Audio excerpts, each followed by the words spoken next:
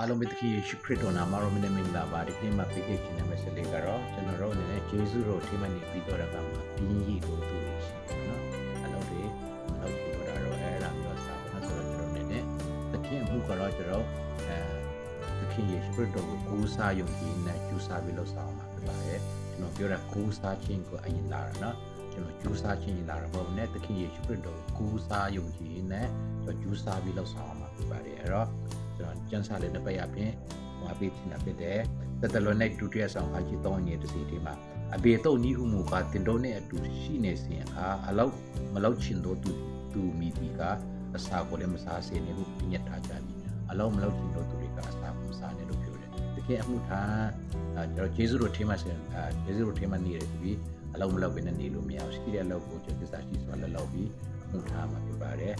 တောက်တန်ချန်ကန်ချင်းစတဲ့ငွေ25တိမှာပြီးတော့သူဒီအလုံးမလုံးချင်တော့ကြောင့်မိမိပြတ်မဲ့တော့အဖြစ်တည်တတ်လို့ပြောတယ်တည်ရဆိုတာက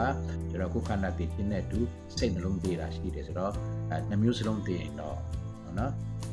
ဒီရှိရမှာဆိုတော့အသက်ရှင်နေတဲ့တည်လို့တူတယ်ပုံရှိပါတယ်တော့ကျွန်တော်အသက်ရှင်စီမှာသခင်ယေရှုခရစ်တော်ကိုယုံကြည်ကိုးစားခြင်းနဲ့ယူစားပြလို့ဆောင်အောင်နော်သခင်ယေရှုခရစ်တော်ကိုကိုးစားခြင်းအပြင်ယူစားပြလို့အောင်လို့ဒီအရာတွေအပြင်ဘာဖြစ်တဲ့တူနေပါရဲကျူးစားလောက်ဆောင်ခြင်းကတော့တခင်အမှုထမ်းခြင်းဖြစ်ပါတယ်ရုပ်စကန်